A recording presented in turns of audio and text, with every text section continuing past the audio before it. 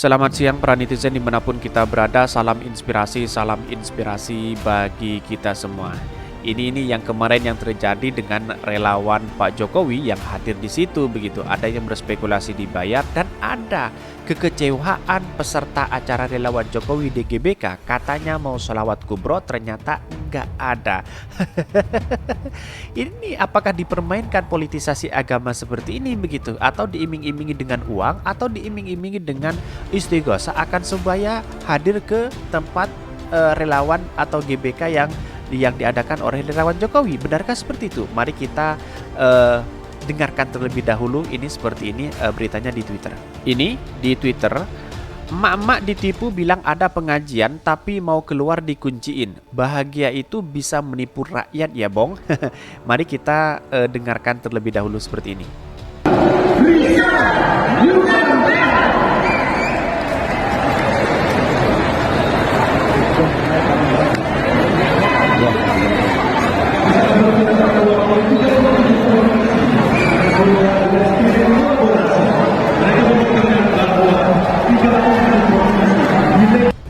Itulah tadi komentarnya, dan masih banyak yang mentweet atau mengkritik mereka begitu kan. Ini nih judul Halakoh Nusantara bersatu bersama ulama dan Indonesia. Nggak taunya disuruh dukung Jokowi 3 periode, asem.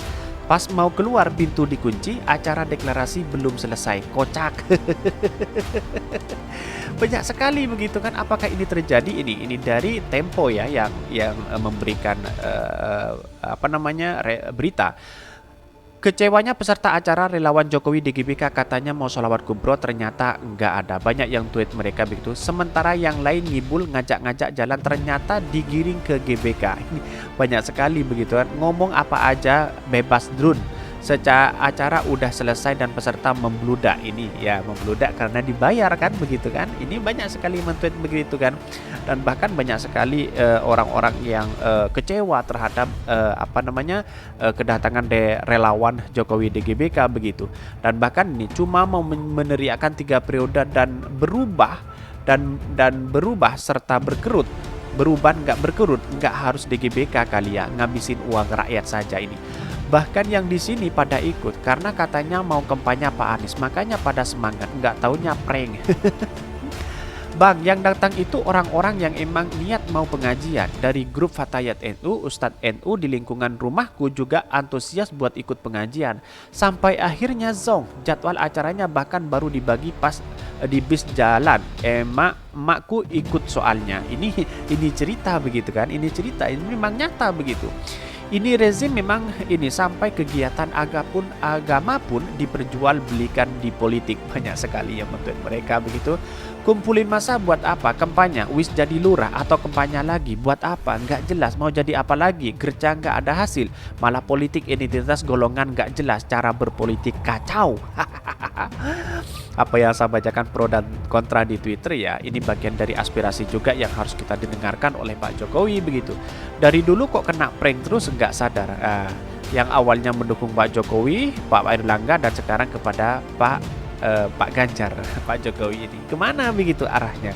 Bilang nggak mau pakai politik identitas. Ini mending beneran sholawatan, benar ini masih sempatan bohong. Nauzubillahimin dzalik. Mesronya loh pada yang timpukin dia rame-rame, apalagi pas pintu dikunci nggak keluar. Banyak sekali yang men-tweet mereka begitu kan. Ini kena prank, katanya istighosah mau pulang pintu ditutup.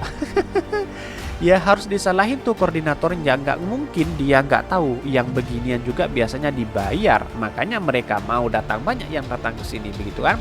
Kalau nggak salah Raffi Ahmad juga datang ke situ, terus kemudian sambil live kalau nggak salah ya. Run ya kalau nggak salah. Lagi udah tahu yang ngundang bawa-bawa nama-nama Nusantara, masih aja nggak paham siapa yang selalu bawa kata Nusantara itu. Mau aja percaya. Jangan kata sholawatan, baca aja masih swala-swala katanya ini. Halah kalau bener ya bilang mereka nggak belajar dari kejadian-kejadian sebelumnya. Segitu gampangnya dibohongi. Mendiang yang ngomong merasa dibohongi. Banyak introspeksi, jangan gara-gara ada selipan. Soalnya kejadian seperti ini sudah berkali-kali, sudah paling baru bilang merasa dibohongi. Banyak sekali ini Ini acara Halako Nusantara Bersatu bersama para ulama Indonesia. Tapi yang nyatanya ini bis gratis, dapat uang saku, makan 3 kali 1 snack, pulang ziarah ke Cirebon Gunung Jati.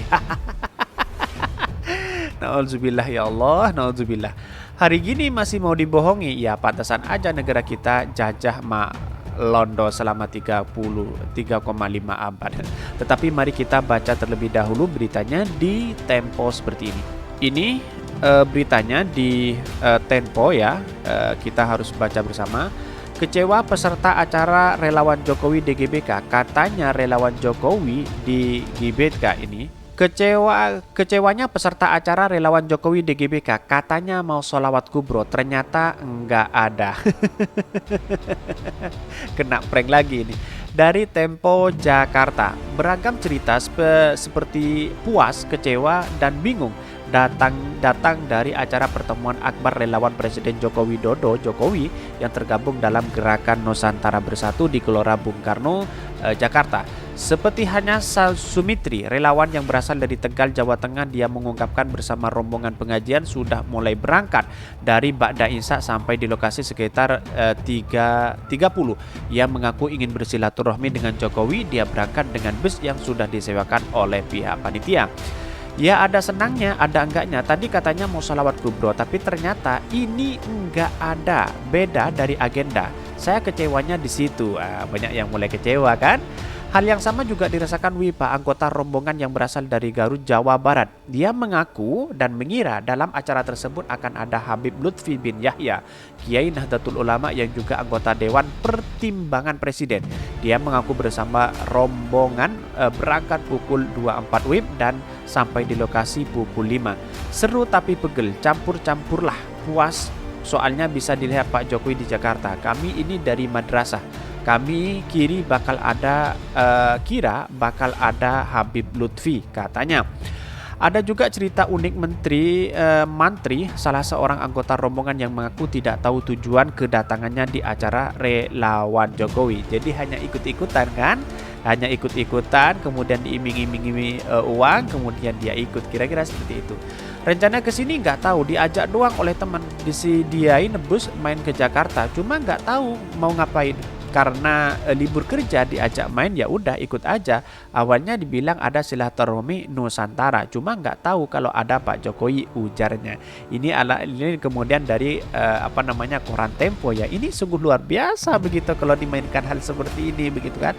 Masyarakat dimainkan seolah-olah bayar banyak yang datang biar dengan iming-iming agama bersolawat kubro, ternyata nggak ada begitu. Dan bahkan ada musik-musik kalau nggak salah ya, ada musik-musik di situ begitu kan.